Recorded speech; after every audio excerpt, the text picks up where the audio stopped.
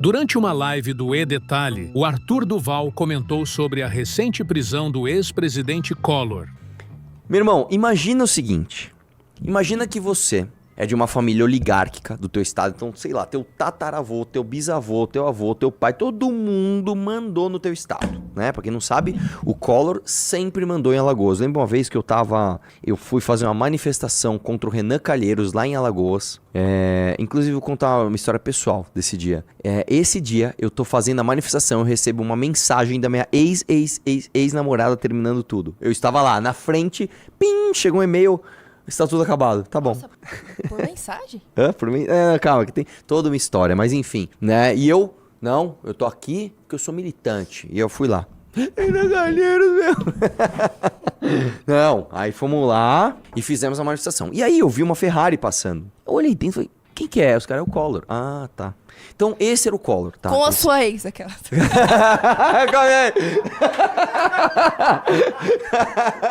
Pessoal, eu não aguento mais sofrer bullying da Ana aqui. Eu não aguento. Eu vou processá-la por assédio moral. Põe a câmera em você, ela tá se rachando, tá vermelha, né? Então imagina que você é um cara, é um oligarca, né? Eu sou, né, falo português correto. E uma coisa importante deixar claro é o seguinte. Quando o Collor foi candidato em 89, né? Um dos motes da campanha era justamente mostrar que o Collor era um cara bonitão. Então ele corria na praia, ele era alto, ele falava um português bonito, ele tinha o cabelo lisinho, penteadinho. Nossa! E muita gente, eu lembro, cara, que tinha... Quem foi que fez? Algum desses programas de TV, foi entrevistar a galera, eu era bem criança mesmo, e eu lembro que alguém falou assim, eu vou votar no Collor, por quê? Porque ele é bonito. E eu lembro que a minha professora na época, né, eu nem lembro, eu tava em 89, eu era, sei lá, eu tava na pré-escola, não sei o que lá, eu lembro que a minha professora, ela tava discutindo com a diretora, e eu ouvia assim, de rabo né, eu ouvia assim, que absurdo, você vê uma mulher na TV falando que vai votar no Collor porque ele é bonito, e aí uma das duas, eu não lembro exatamente, falou assim, mas ele é bonito mesmo. Então, realmente, cara, existia, né, Por que você colocou o psicopata americano aí? Porque é o Collor, no jovem. Da onde você tirou isso? Parece. Não tem nada a ver, cara. Parece sim. Não parece. Parece. Pessoal, não parece. Não parece o Collor jovem? Nossa, agora os gatos da Ana parecem muito, meu. É igualzinho, cara. Nossa, tá igual, velho. Você só tá falando isso porque você queria ter pensado nessa comparação e não pensou. Enfim, o lance é o seguinte. O Collor, ele é um cara absolutamente orgulhoso. Imagina você ser esse cara e às 4 horas da manhã vai a polícia na tua casa, o cara que anda de Ferrari, o cara que fez campanha porque ele era bonitão, o cara que é oligarca, e a galera vai te prender às 4 horas da manhã. Eu nunca vi uma operação da polícia, uma operação pra prender bandido de colarinho branco, tá? Prender um cara às 4 da manhã. Eu nunca vi, velho. Eu nunca vi. Assim, tem que ser coisa do Xandão, né? Tinha que ser ele, mas vamos ver o que aconteceu. Prisão, vamos lá. Ex-presidente Collor é preso após decisão de Moraes por condenação na Lava Jato. Prisão aconteceu às 4 horas dessa sexta-feira em Maceió. Ex-presidente foi condenado a 8 anos e 10 meses por corrupção e lavagem de dinheiro. Caso envolve propina em negócios da BR Distribuidora. Tá? E existe um adendo bem brasileiro nisso daqui. Eu vou ler a matéria, eu vou te explicar o esquema e aí eu vou te mostrar como no Brasil, cara, assim, não depende do que você fez, depende de quem é você, né? Se você for amigo dos caras, você pode fazer tudo o que você quiser, se você não é amigo dos caras, você não pode fazer nada. Do que eu tô falando? Vamos lá. A prisão foi determinada pelo ministro do Supremo Tribunal Federal, Alexandre de Moraes, que rejeitou os recursos da defesa contra a condenação de 8 e 10 meses de prisão em um desdobramento da Operação Lava Jato. Moraes determinou a prisão imediata de Collor e o início imediato do cumprimento da pena. Ele foi preso no aeroporto de Maceió quando se preparava para embarcar para Brasília. O ex-presidente continuará preso na Superintendência da Polícia Federal em Maceió até que o STF defina o local para o cumprimento da pena, segundo o diretor-geral da PF, André Rodrigues, e que ele está numa sala especial distante da carceragem da polícia. Collor é o terceiro ex-presidente preso desde a redemocratização. Foi o Collor, o Temer já foi preso, o Lula já foi preso e nós vamos ter o quarto que vai ser o Bolsonaro, bicho. Isso aqui eu vou te falar, cara, né? Da mesma forma que o Rio de Janeiro tem 6 ex-governadores que foram presos, o Brasil está se tornando um grande Rio de Janeiro, né? Onde os seus presidentes vão presos, né? A gente sabe escolher, a gente tá manjando muito, né? Do exercício democrático do seu direito de voto. Collor foi condenado em 2023 por corrupção e lavagem de dinheiro. Ele é acusado de receber 20 milhões em propinas por negócios da BR Distribuidora, subsidiária da Petrobras entre 2010 e 2014, né? Olha a cara dele. E tem procedimento ou não, hein? Tem procedimento ou não? Cara, o rosto dele tá tão puxado, mas tão puxado. Eu nem vou falar o que ele tá parecendo, mas vocês entenderam, né? Olha isso, velho. Olha isso. O cara tá parecendo um asiático, velho. Meu Deus do céu, cara. Meu Deus do céu. Desce aí. Na decisão dessa quinta-feira, Moraes afirmou que os recursos apresentados colam o caráter meramente protelatório. Apelido Moraes, tal. Vamos lá. Condenação na Lava Jato. Além de Collor, os empresários Luiz Pereira Duarte Amorim e Pedro Paulo Bergamaschi, é assim que fala, Mac, né? De Leone Ramos foram condenados pelo recebimento de dinheiro. A propina seria para viabilizar irregularmente contratos da BR Distribuidora com a UTC Engenharia para a construção de bases de distribuição de combustíveis. Collor foi denunciado pela Procuradoria-Geral da República, o STF, em agosto de 2015 por corrupção passiva, lavagem de dinheiro, organização criminosa, peculato e obstrução da justiça, né? Pouca coisa, né? Ao torná-lo réu em 2017, no entanto, o STF descartou as acusações de peculato e obstrução de justiça. Eu já leio a parte jurídica, mas deixa eu te explicar como é que funciona. Aqui no Brasil, a gente tem um setor que é considerado estratégico, que é o setor petrolífero, né? Não, petroleiro não. Se você vai trabalhar com petróleo, é um setor estratégico do Brasil, então ele tem que estar nas mãos do Estado. Então a gente cria aqui um negócio chamado conteúdo local. O que é o conteúdo local? Além da empresa que vai diretamente explorar o petróleo, produzir o petróleo, que é base... O que é produzir petróleo, né? Você não faz petróleo, você tira ele do chão, né? Então você pega o petróleo que está lá embaixo, você põe ele para cima, isso é produzir petróleo, e produzir petróleo é muito mais difícil do que você imagina, tá? Para você ter uma ideia, tem lugares em que você descobre petróleo, você vê que o petróleo é bom, que tá ali, você fala, ali tem petróleo, só que você não consegue explorar, não dá. Hoje, com a tecnologia que a gente tem, tem lugares que a gente não explora o petróleo. Não o Brasil, tô falando no mundo. O mundo às vezes fala, ali tem petróleo, mas eu não sei, não consigo explorar ali ainda. Explorar petróleo não é fácil. Só uma curiosidade, tá? Sabe como geralmente se tira petróleo de um lugar que ele tá lá embaixo? Sabe aqueles negócios que você vê tipo nos Estados Unidos, que são aqueles negócios rodando bem grande, parece uma foice gigante rodando? Sabe o que é aquilo? Aquilo é uma maneira simples de retirar petróleo, que você tira, né, dependendo de como ele tá, se ele tá de fácil acesso ou não, que você tira através de bombeamento de água. O petróleo, ele é menos denso que a água. Então, é igual azeite. Você pega um copo de água, e um pouquinho de azeite, você mistura, você vê que eles não se misturam. Você pode até sacudir, eles ficam ali meio uma cor estranha, mas eles logo se separam. E o azeite fica em cima. A água é muito densa. Tá? Inclusive, por que a água é muito densa? Só um negocinho aquele químico, só um negocinho. Por que a água é muito densa? Porque a água é H2O. O O, que é o oxigênio, ele é muito eletronegativo, ele rouba ele quer muito roubar elétron.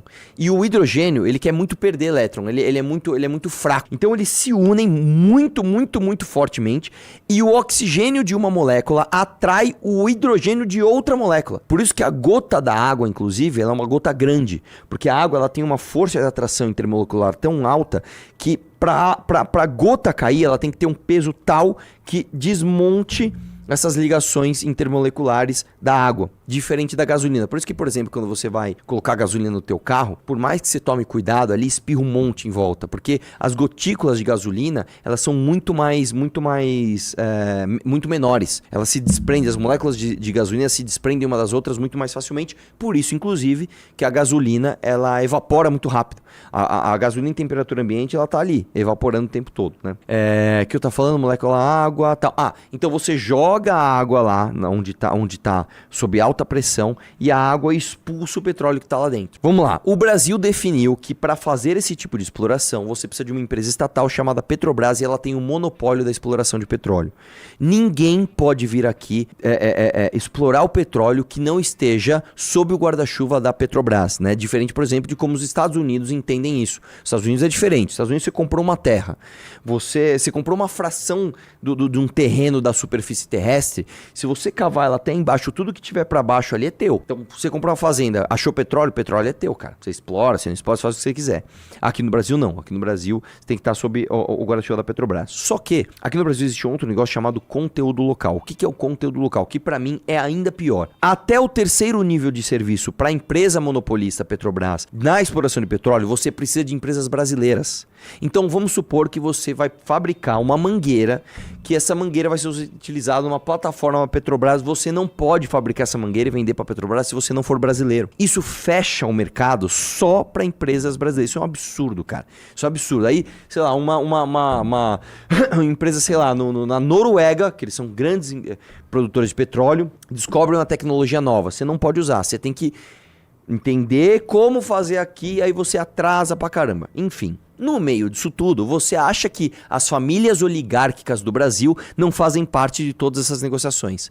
Você acha que a família Collor de Mello, você acha que a família, sei lá, cita aí, família Calheiros, que também é de Alagoas, família Sarney, que é do Maranhão e Amapá, família, sei lá, vai chutando aí, família Ferreira Gomes do Ceará. Você acha que essas famílias todas, né, como é o nome do outro lá do Pará, que o Renan sempre bate nele, os Barbalho, você acha que esses caras todos não estão envolvidos nos contratos do que se chama de conteúdo local? É óbvio que eles estão.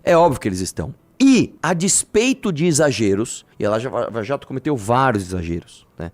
A Lava Jato foi utilizada em parte, sim, para perseguição política injusta, tá? Por exemplo, o caso mais emblemático de um cara chamado Eduardo Cunha, que foi preso, quebraram a empresa dele, destruíram o apartamento dele, e ele não era o Eduardo Cunha que você conhece. Ele era só um outro cara que chamava Eduardo Cunha. Só que a irmã dele era juíza, e uma outra juíza não gostava dessa juíza, mandou perseguir o cara, mandou prender o cara, mesmo sabendo que era homônimo, ele se fudeu e nunca ninguém, né? Inclusive saiu agora, só em 2025 saiu, não, realmente o cara é inocente, né? A despeito de alguns exageros e alguns erros da Lava Jato, a Lava Jato foi a primeira grande operação que mirou nos grandes oligarcas brasileiros e realmente atingiu. Cara, quando que você ia sonhar que o Marcelo Odebrecht ia ser preso? A Lava Jato conseguiu isso. Isso foi um trunfo da Lava Jato, certo? Que depois foi desmontado, inclusive com a ajuda do Bolsonaro. E aqui vem o ponto curioso dessa história. Quando a Lava Jato foi deflagrada, etc, os caras fizeram de tudo,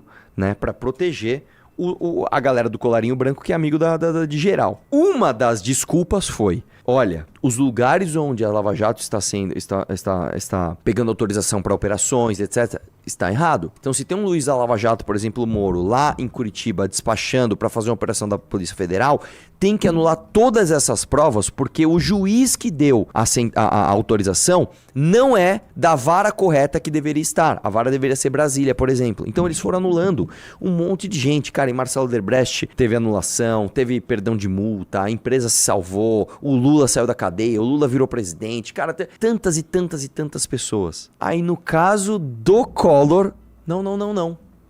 Pode manter tudo. Eu dou risada, eu quero que o Collor se exploda. Mas isso mostra muito bem como o Brasil é muito seletivo naquilo que a gente vai decidir que, você vai ser preso, você não vai, isso aqui é crime, isso aqui não é. Se a gente fosse analisar ao pé da jurisprudência criada, né, pelo desmantelamento da Lava Jato, o Collor não deveria ser preso, cara. O Collor não deveria ser preso. Eu acho que ele deveria ser preso? Eu acho que sim. Eu acho que o Collor eu acho que ele tinha que ter prisão perpétua. Eu acho que ele tinha que apodrecer na cadeia. Agora é o seguinte, velho. A real é que isso é uma anomalia jurídica no Brasil, tá? Vamos lá. Ao torná-lo réu em 2017, no entanto, o STF descartou as acusações de peculato e obstrução de justiça. E, ao condenar em 2023, condenou que o crime de organização criminosa já tinha prescrevido. Ou seja, não cabia mais punição. Isso é outra coisa, né, cara? Isso é outra coisa. O cara, ele é acusado de um crime, falam, realmente ele cometeu esse crime. Mas faz tanto tempo, a gente demorou tanto pra julgar que já prescreveu. Isso é outro absurdo. Aqui no Brasil as coisas demoram tanto que você comete o crime, até julgar, meu amigo, já foi. Para os ministros do STF, a propina devidamente comprovada foi de 20 milhões, valor menor que os 29 milhões apontados pelo PGR na denúncia. O caso foi julgado no STF porque, na época da denúncia, o político era senador pelo PTB de Alagoas. Aí relembra a trajetória dele. Vamos lembrar do Collor. Ele nasceu no Rio de Janeiro em 49, ficou conhecido como caçador de... Isso é maravilhoso, eu tinha esquecido disso. O Collor, ele era o caçador dos Marajás, alguém era projeção nacional numa campanha contra salários desproporcionais dos funcionários públicos. É demais, cara.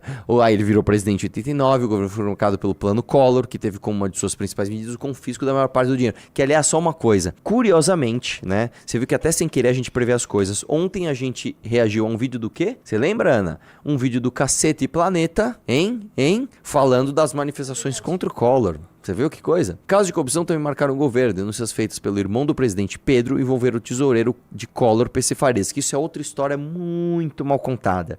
O irmão do... Olha só, essa família é muito unida. O irmão do Collor, que falava que ele era gay, ou que o irmão era gay, tinha uma história assim, um ficava espalhando que o outro era gay, brigou com ele e falou, então eu vou te denunciar. O próprio irmão disse que o irmão era corrupto. Irmão do céu, cara. Irmão do céu. E você, e assim, pra você que é fã dessas demonstrações públicas de virtude, você acha que o cara fez isso por quê? Porque ele é muito honesto? Não, meu irmão roubou, isso eu não aceito, vou denunciá-lo. Não foi por isso, cara. Com certeza foi briga de ego. Com certeza foi briga familiar, de dinheiro, alguma coisa assim. Envolveram o tesouro de Collor, PC Farias, que também é uma história muito mal contada. O cara foi assassinado dentro da própria casa. Uma história muito mal contada. Collor encarou uma CPI, um processo de impeachment, tá? E aí ele renunciou. O presidente só voltou à cena política nos anos 2000. Primeiro, numa derrota na eleição para governador de Alagoas em 2002. Depois, como senador eleito também por Alagoas em 2006. Collor foi senador por mais 2 mandatos, ou seja, 16 anos. Então, o povo de Alagoas. E aí, vamos lá, gente, vamos lá. A gente quer xingar o Collor, esse vagabundo, não sei o que lá. Eu sei que é foda falar isso, mas tem como xingar o Collor sem xingar o povo que votou nele? Fala pra mim. Você achou, em 2006, que o Collor ia fazer um bom trabalho? Não. Ele era aquele cara que sofreu impeachment, fez o plano Collor, foi denunciado por corrupção, etc. Mas eu acho que agora ele merece uma chance. Aí foi lá e votou no cara. Aí ele virou senador, ele fez o que? Nada. Aí depois você falou, não, 8 anos depois, vamos votar nele pra senador de novo? Vamos votar nele pra senador de novo. Depois de novo. E aí ele já tava com o mito aqui, ó. Já tava aqui, ó. Bolsonaro! É foda, cara. É foda. Gostou dessa análise? Assista o Análises Renais de segunda a sexta no canal do MBL Live TV, às 15 horas. Para mais cortes como esse, se inscreva no Pela Missão.